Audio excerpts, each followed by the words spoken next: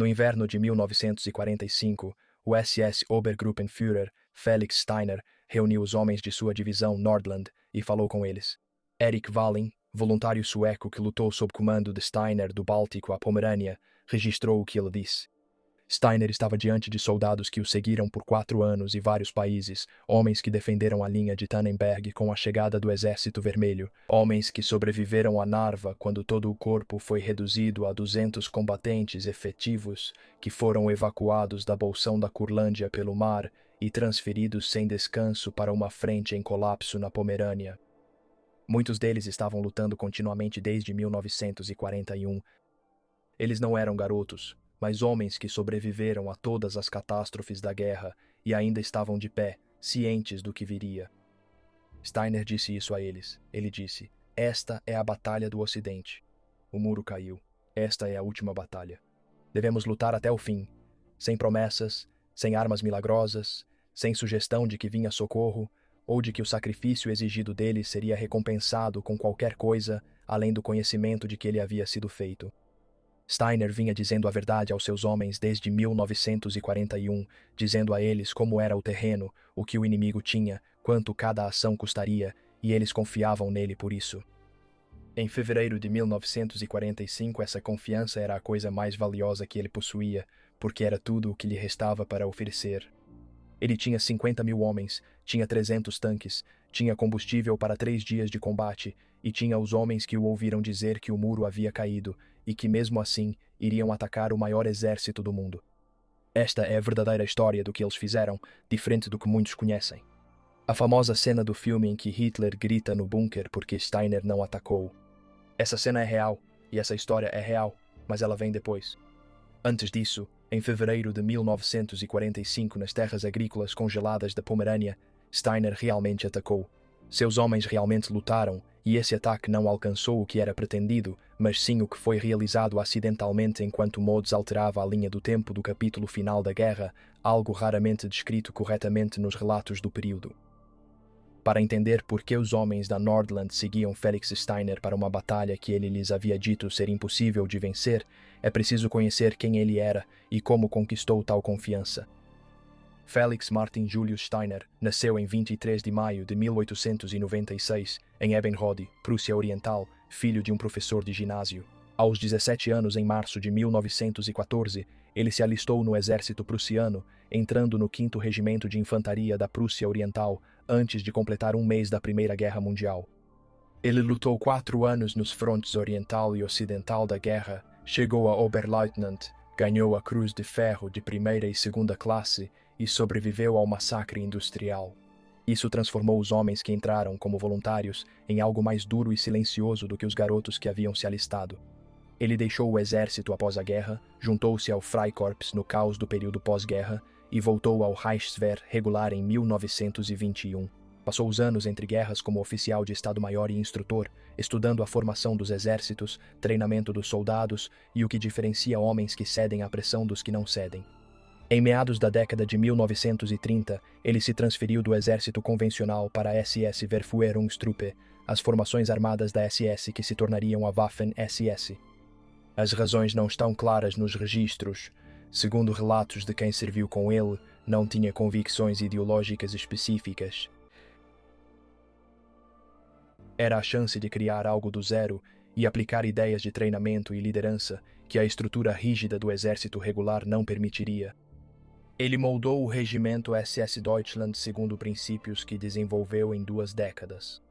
Exigiam padrões físicos mais altos que o exército comum, treinamento que estimulava iniciativa e liderança, em que oficiais deviam ser aptos a tudo que pediam a seus homens, mostrando essa capacidade.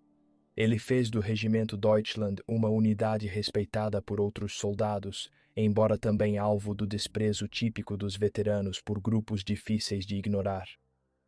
Na Polônia, em setembro de 1939, o regimento de Steiner foi anexado à divisão blindada Kempf e lutou em Moava, na travessia do rio Rzehoz, e no cerco à fortaleza de Modlin, que se rendeu em 28 de setembro. Os combates em Modlin foram ataques diretos a fortificações preparadas. Operação em que vidas se perdem a cada muro e porta, dependendo dos homens avançarem pelas aberturas ou se jogarem no chão. Os homens de Steiner avançaram. Ganhou as presilhas das duas cruzes de ferro por Modlin. Na França, em maio e junho de 1940, o regimento atravessou o canal Wilhelmina, capturou a ilha de Walcheren, rompeu a linha Weigand na segunda fase da campanha e avançou profundamente na França, junto com as formações blindadas. A Cruz de Cavaleiro foi concedida em 15 de agosto de 1940 pelo desempenho do regimento na campanha. Oficiais que viram o Deutschland lutar na França notaram algo específico sobre como ele capturava objetivos. Eles capturavam esses objetivos com menos homens e em menos tempo que o previsto. Isso não era sorte. Isso era fruto do treinamento de Steiner com esses homens. Em 1941, Heinrich Himmler escolheu Steiner para comandar a recém-formada 5ª Divisão SS Viking, a principal formação internacional da Waffen-SS, composta principalmente por voluntários de toda a Europa Ocidental, ocupada e aliada. Dinamarqueses, noruegueses, holandeses, flamengos, suecos, finlandeses, estonianos. Homens se alistaram por motivos diversos, desde convicção ideológica até desejo de aventura, incluindo a inquietação de jovens em países ocupados que queriam ir além de apenas observar pelas janelas. Steiner entendia esses homens melhor que a maioria dos colegas da SS. Ele não perdia tempo com a hierarquia racial quando a situação exigia eficácia militar. Ele queria soldados e ele formava soldados. A divisão Viking, que entrou na União Soviética em junho de 1941, era formada por homens que ainda não confiavam totalmente uns nos outros, mas estavam sendo moldados por alguém que sabia como construir essa confiança. A Viking avançou pela Ucrânia com o Grupo de Exército Sul, lutando em Rostov, ao longo do Don e nos combates de atrito na cabeça de ponte de Kuban. Steiner recebeu as folhas de carvalho para sua Cruz de Cavaleiro em 23 de dezembro de 1942 por sua liderança da divisão durante a campanha do Don. A condecoração não foi por uma ação dramática específica, mas sim pela qualidade menos visível e mais importante de manter uma formação funcional durante meses de combates contínuos, que estavam destruindo a capacidade ofensiva das divisões alemãs ao seu redor. A Viking, comandada por Steiner, terminou seu primeiro ano completo na frente oriental, ainda apta a realizar operações complexas. Num exército à beira do colapso, recorrendo à improvisação e desespero, isso valia mais que muitos atos individuais de bravura. Em julho de 1943, Steiner foi elevado ao comando do 3º Corpo Panzer da SS, designado como 3º Corpo Panzer Germânico da SS. Para refletir sua composição, formada principalmente por voluntários escandinavos e da Europa Ocidental, a Nordland era o núcleo, composta por voluntários noruegueses e dinamarqueses, a formação SS holandesa, as Brigadas Flamengas e várias outras unidades da Europa Ocidental. Em 1943, esses homens já estavam lutando havia 2 ou 3 anos e constituíam algo específico na ordem de batalha alemã.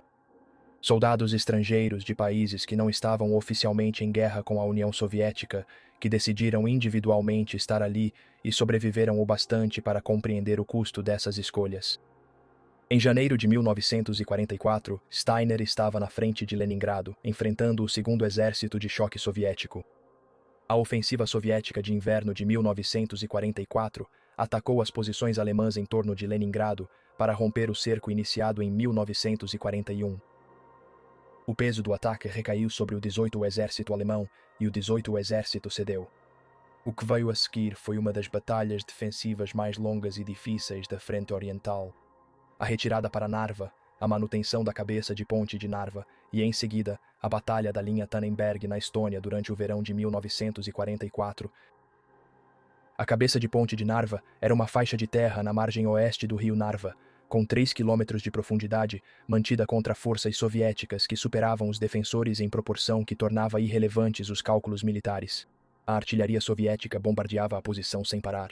Os ataques vinham em ondas, sem um padrão específico, porque o padrão era simplesmente continuar atacando até que algo cedesse. O corpo de Steiner manteve a posição. O preço foi pago em homens, num ritmo que reduziu a formação de um corpo a algo que tinha apenas o nome de um corpo. No pior momento dos combates, a força efetiva do 3º Corpo Panzer, SS germânico, era de aproximadamente 200 soldados, não 200 por batalhão, mas 200 homens no total, em todo um corpo que havia começado com milhares, defendendo uma faixa de terra contra um exército. Wallin descreve os combates em Narva em suas memórias com a contenção emocional específica de um homem relatando o que testemunhou, em vez de dramatizá-lo. Os mortos estavam por toda parte. As posições eram mantidas por quem ainda estivesse vivo nelas. Os homens sem munição pegavam dos colegas ao lado que já não usavam. O próprio chão tornou-se um marco dos mortos, esta posição marcada pelo corpo de um norueguês, aquela por um dinamarquês, que estavam lá desde o início. Steiner estava presente. Wallin destaca isso sobre ele durante toda a Batalha de Narva. O general estava nas posições, não atrás. Ele surgia nos pontos de maior pressão e tomava decisões rápidas com informações exclusivas de quem está presente no local relevante. Seus homens não o amavam da mesma forma que amam comandantes confortáveis que os mantêm longe do perigo. Eles confiavam nele da mesma forma que homens confiam em alguém que demonstrou, repetidamente, que entende o perigo e não os desperdiçará nele desnecessariamente. Steiner recebeu as espadas para sua cruz de cavaleiro em 10 de agosto de 1944, especificamente por Narva.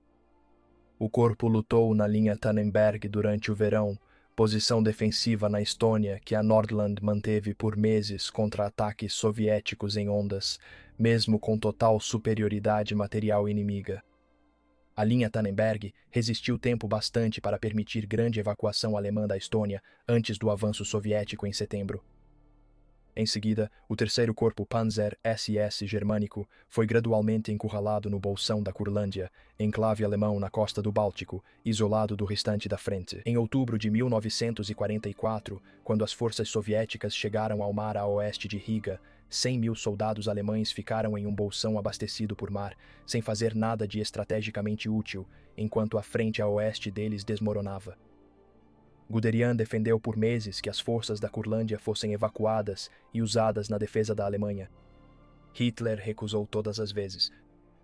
Em janeiro de 1945, a evacuação que Hitler negara foi finalmente parcialmente realizada sob forte pressão de emergência.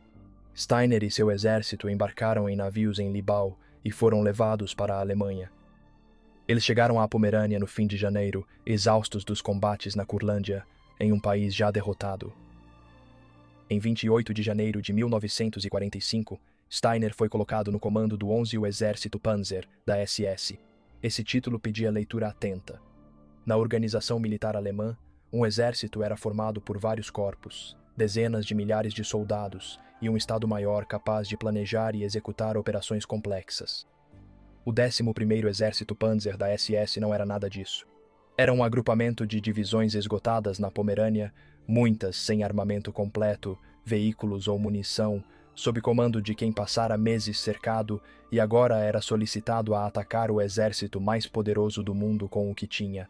O 11º Exército Panzer da SS foi designado ao Grupo de Exércitos Vístula. O comandante do Grupo de Exércitos Vístula era Heinrich Himmler, arquiteto da solução final e administrador do Império Policial da SS. Um homem cuja experiência militar se limitou a servir em um batalhão de reserva na Primeira Guerra Mundial, sem combate. Passou 2 décadas construindo uma organização política e administrativa. Hitler o nomeou porque a única qualidade confiável de Himmler era a obediência. Ele obedeceria a ordens sem os questionamentos dos oficiais e imporia terror suficiente para impedir que soldados recuassem sem permissão. O fato de esse comandante ser incapaz de entender a situação militar que deveria administrar era uma preocupação secundária para Hitler em janeiro de 1945. Guderian, o chefe do Estado-Maior do Exército, vinha travando uma guerra à parte dentro da estrutura de comando alemã há meses, argumentando contra ofensivas fúteis, exigindo evacuações e tentando concentrar reservas para a defesa da linha do Oder. Ele perdeu quase todas as discussões. O 6º Exército Panzer SS foi enviado à Hungria, não ao Oder. A bolsa da Curlândia não foi evacuada. A frente na Prússia Oriental não foi reduzida. Agora, com a crise instalada, ele tentava tirar algo coerente do caos do Grupo de Exércitos Vístula. Seu plano original era logicamente sólido, um grande contra-ataque vindo da Pomerânia contra o flanco norte exposto de Zhukov, coordenado com um avanço ao sul de Berlim, cercando as pontas de lança soviéticas a leste do Oder.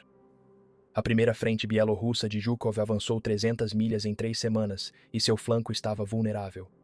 As divisões de fuzileiros soviéticas na ponta do avanço tinham em média cerca de 4.000 homens, menos da metade de sua força nominal.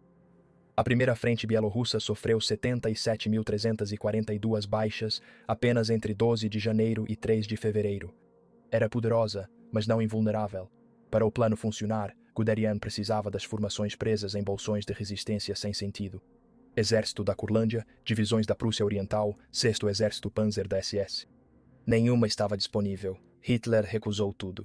Restaram a Guderian as forças na Pomerânia e o que pôde reunir da retaguarda, cerca de 50.000 homens, 300 tanques e suprimentos para 3 dias de combate. Mais de 1.200 tanques haviam sido destinados à operação no papel. Não havia trens para transportá-los. Steiner ligou direto para Guderian, ignorando Himmler, pois era inútil. Ele disse a Guderian que o ataque planejado, avançar 70 quilômetros ao sul, cortar as pontas de lança de Zhukov e libertar Kustrin, era uma missão suicida com as forças disponíveis e só resultaria na destruição da última formação alemã coerente na Pomerânia.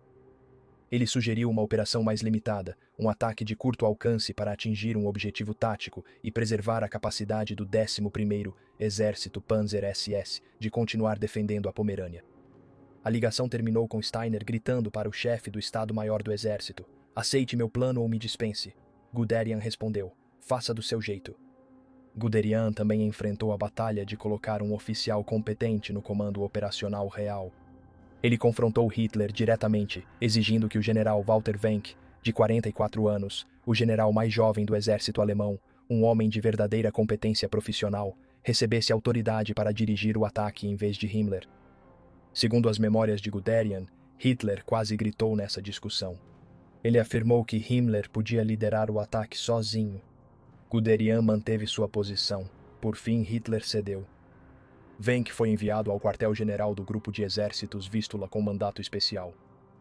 O mandato não especificava qual era sua autoridade real, o que na prática significava que a estrutura de comando era ambígua e Himmler ainda podia interferir. Mas Wenck estava lá, melhor do que só Himmler. Algumas unidades não estavam em suas posições quando a data prevista chegou. O 39, o corpo Panzer à direita, seguia pelas limitadas pontes de Stettin. O grupo de corpo improvisado, o Korpsgruppe Munzel, à esquerda, não estava totalmente reunido. Mas a 11ª Divisão SS Panzergrenadier Nordland, dinamarqueses, noruegueses, flamengos e suecos, junto ao corpo de Steiner desde as campanhas do Báltico, já estava posicionada e pronta. Decidiu-se não esperar. Se o exército aguardasse a reunião total, o reconhecimento soviético notaria a concentração e o fator surpresa seria perdido. A Nordland atacaria em 15 de fevereiro. A divisão avançou ao sul antes do amanhecer, cruzando as terras agrícolas congeladas da Pomerânia. O terreno era plano a levemente ondulado, pontilhado por bosques e cortado por riachos e lagos, com aquele tipo de campo aberto que favorecia o movimento blindado quando o solo estava congelado, mas que se tornaria um lamaçal traiçoeiro assim que chegasse o degelo da primavera. O degelo já estava começando. As estradas eram a única superfície confiável para os tanques pesados Tiger, 2 do 500, e 3º Batalhão de Tanques Pesados da SS, destacado para apoiar o ataque. Esses tanques pesavam 68 toneladas. Fora das estradas, nos terreno amolecido, eles reduziam a velocidade e paravam. Os comandantes dos tanques sabiam disso e ficavam nas estradas, enquanto as equipes soviéticas antitanque, conhecendo a geografia, já haviam marcado as estradas como alvos. O 53º Batalhão de Tanques Pesados da SS havia sido formado a partir do que originalmente era uma companhia de infantaria da própria divisão Nordland, um detalhe que dá à colaboração entre os tanques e a infantaria em 15 de fevereiro um caráter específico. Esses homens já haviam servido juntos antes da expansão e reequipamento do batalhão. As tripulações dos Tiger II e os Panzergrenadiers da Nordland que avançavam juntos já se conheciam. Eles conheciam os métodos uns dos outros. Ao pararem um cruzamento para enfrentar uma posição antitanque soviética, os granadeiros que protegiam os flancos do Tiger Suns entendiam o papel do tanque e o que se esperava deles. Esse tipo de coordenação tática não pode ser criada em um exercício de treinamento. Ela surge entre soldados que convivem tempo suficiente no campo para criar uma linguagem operacional própria, abaixo das ordens formais. O 61, o exército soviético comandado pelo general Pavel Balov, defendia o setor atacado pela Nordland. O 61º não esperava um ataque nesse ponto, nesse momento. Zhukov foi informado pela inteligência sobre o acúmulo de tropas na Pomerânia, mas não sabia o momento nem o local exatos. As posições avançadas soviéticas no caminho de Nordland não estavam preparadas para o que viria. Uma divisão com apoio de Tiger, 2 soldados experientes que vinham atacando e defendendo desde 1941, avançando pela escuridão antes que os defensores compreendessem totalmente o que estava acontecendo. O relato de um oficial soviético sobre as primeiras horas de 15 de fevereiro descreve a confusão inicial nas posições avançadas do 61º Exército. Blindados alemães surgiram em uma estrada que os soviéticos consideravam improvável para uso blindado devido ao terreno. Os Tiger-Zigões atacavam de longe, fora do alcance dos canhões antitanque posicionados. A infantaria que atacou os flancos da coluna alemã encontrou os Panzergrenadiers da Nordland, que avançavam junto aos tanques. O relato aponta que a situação se confundiu rapidamente. As unidades perderam contato com os vizinhos. As comunicações por rádio foram cortadas pelo rápido avanço alemão e as ordens do quartel-general já estavam desatualizadas. Quando o 61º Exército percebeu a situação, a vanguarda de Nordland já havia cruzado a linha defensiva e seguia para Answald. A vanguarda de Nordland quebrou as posições iniciais soviéticas na manhã de 15 de fevereiro. Os Tiger II do 53º enfrentaram canhões antitanque e blindados soviéticos a distâncias nas quais as armas soviéticas não respondiam eficazmente.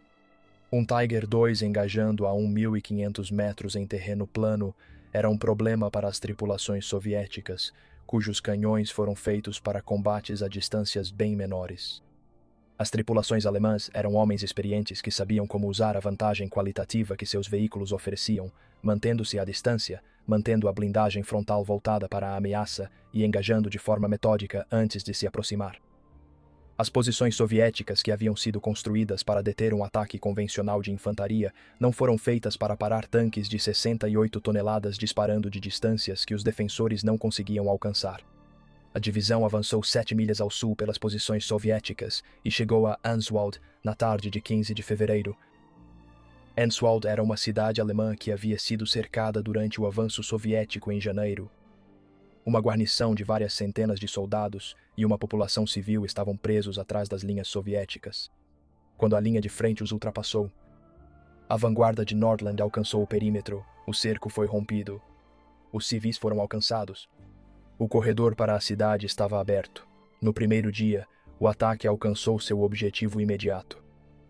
Esse detalhe costuma ser ignorado nos relatos sobre a Operação Solstício, pois a operação fracassou e a história tende a resumir fracassos pelo desfecho.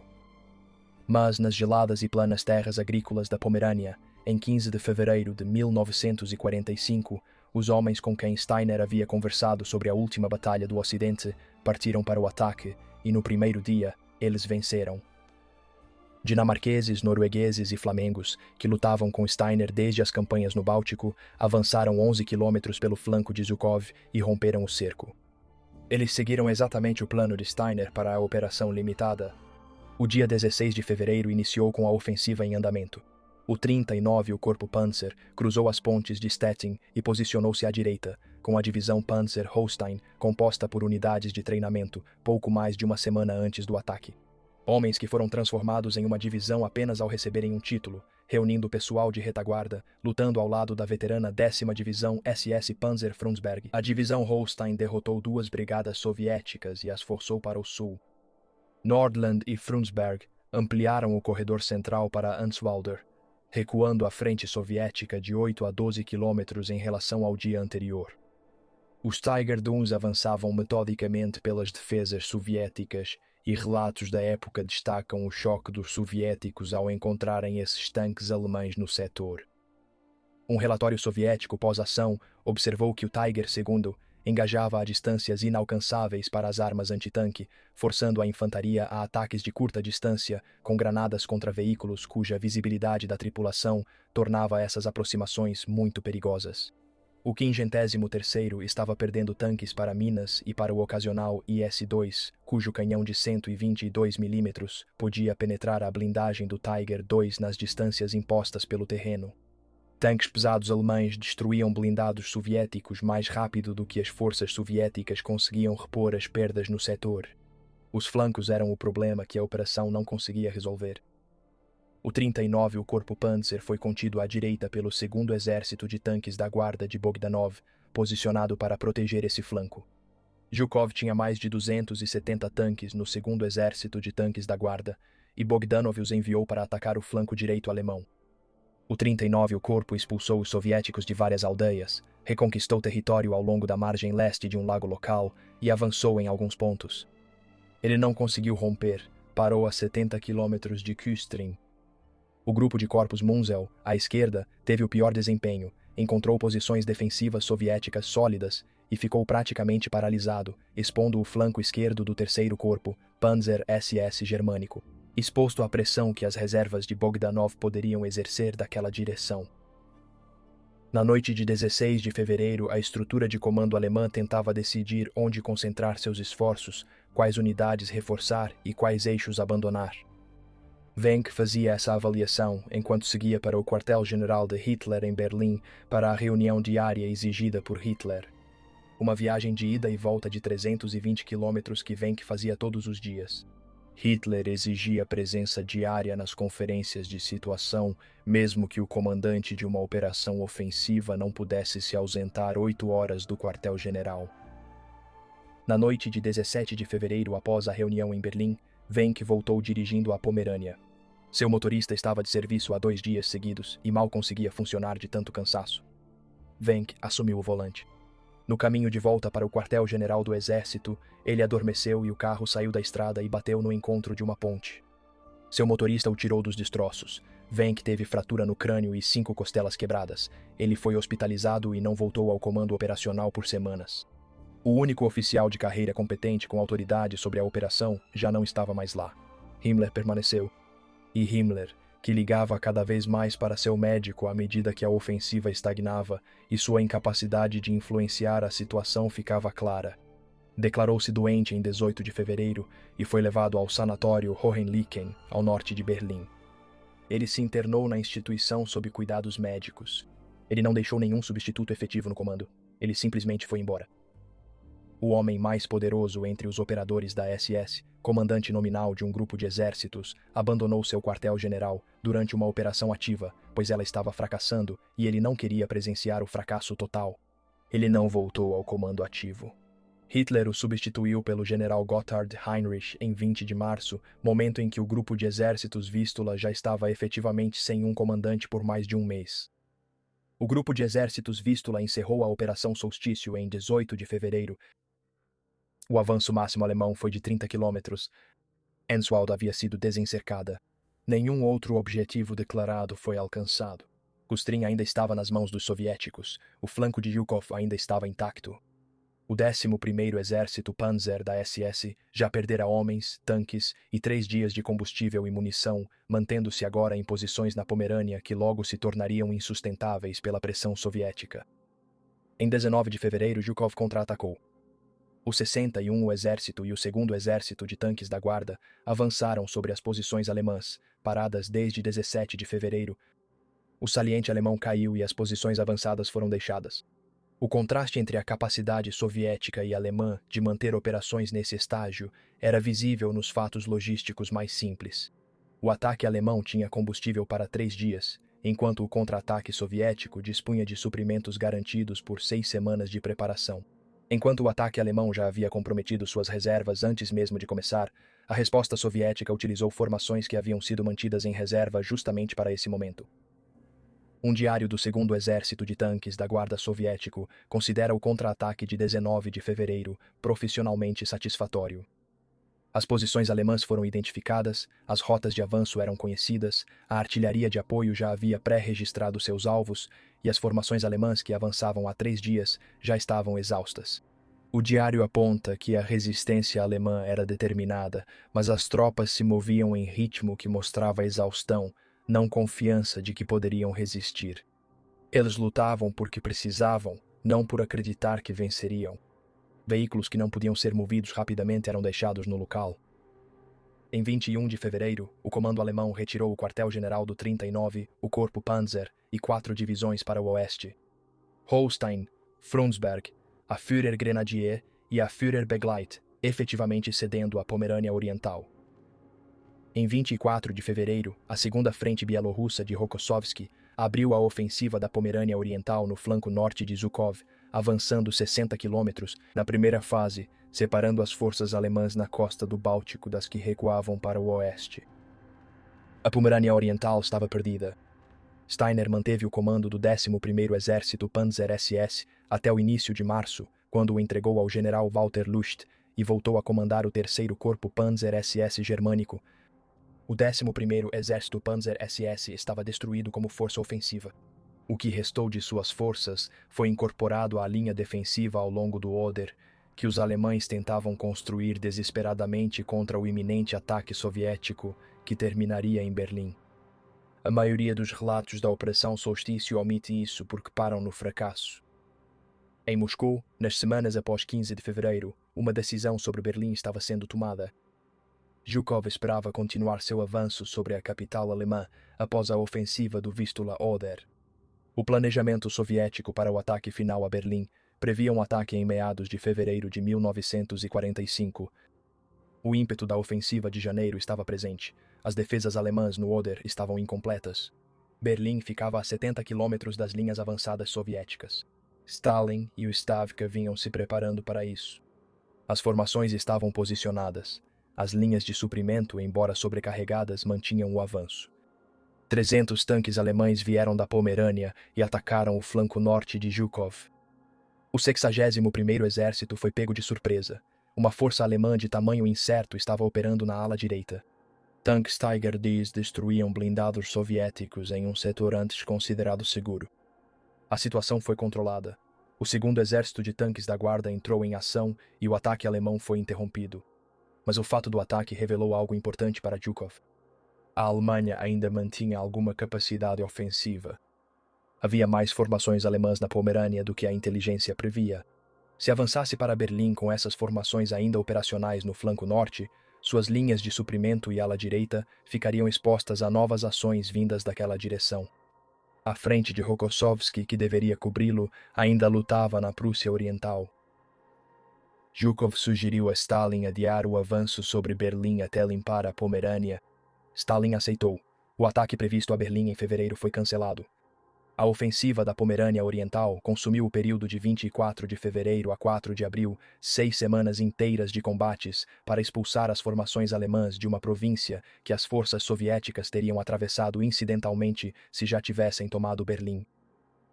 A Batalha de Berlim começou em 16 de abril de 1945, não em fevereiro, não em março, em 16 de abril.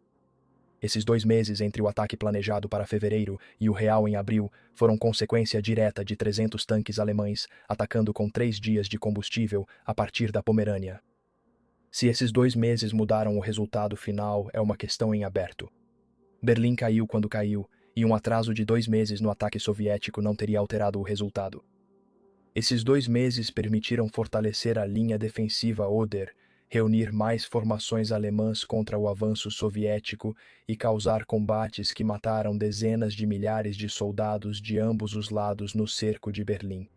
O ataque de Steiner fracassou em todos os objetivos e deu à cidade 2 meses para sangrar. Noland recuou para o oeste com o restante das forças alemãs na Pomerânia durante março de 1945. A divisão atuou defensivamente ao longo do Oder, recuando conforme a pressão soviética tornava as posições insustentáveis. Em abril, transferiu-se para Berlim. Em 16 de abril, recebeu ordens para reforçar as defesas a leste da cidade, quando começou a ofensiva final de Zhukov. Os homens levados a Answald em fevereiro estavam nos subúrbios orientais de Berlim. Em abril, enfrentando o mesmo exército que derrotou a Operação Solstício na Pomerânia, com menos homens, menos munição e sem ter para onde recuar, que também não estivesse sob fogo soviético. A divisão de Berlim já foi abordada em outro vídeo deste canal. No contexto da Operação Solstício, significa que os homens com quem Steiner falou sobre a última batalha do Ocidente a lutaram 2 vezes. Uma vez em fevereiro na Pomerânia e outra em abril. nas ruínas da capital alemã. A maioria não passou da segunda fase.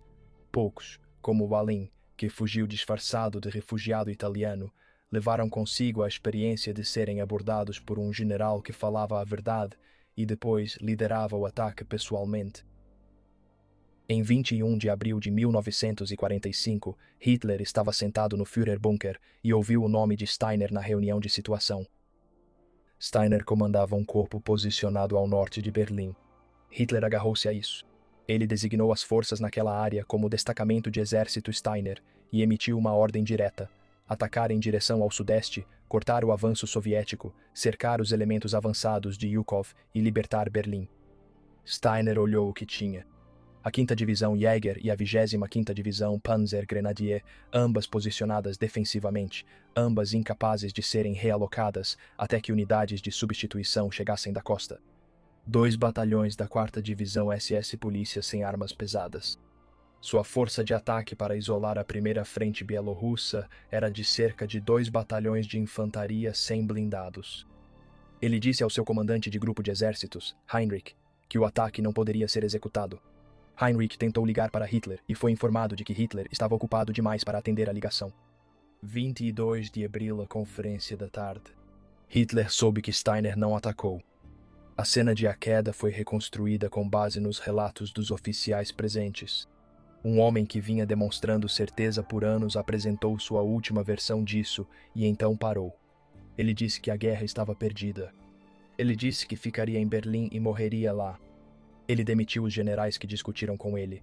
Foi a 2ª vez que Steiner recusou sacrificar seus homens por um objetivo militar inexistente. Em fevereiro, ele atacou com o que tinha e ganhou 2 meses. Desta vez não havia com o que atacar nem tempo a ganhar. A operação exigida por Hitler teria consumido em 2 dias a última força alemã coerente ao norte de Berlim, e não mudaria nada além da lista de baixas. Keitel foi enviado ao norte de Berlim com ordens para Steiner atacar já. Steiner recusou. Heinrich foi enviado. Steiner recusou.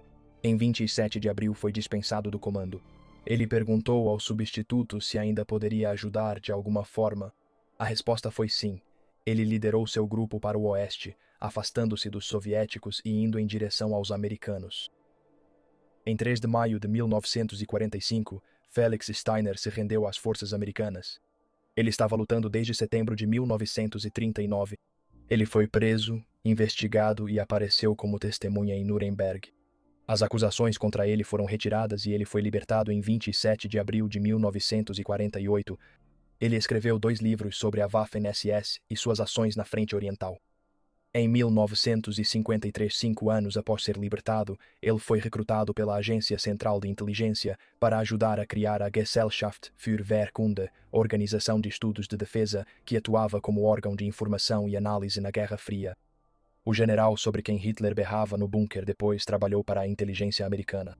Ele morreu em Munique em 12 de maio de 1966. Ele está enterrado no Perlacher Forst.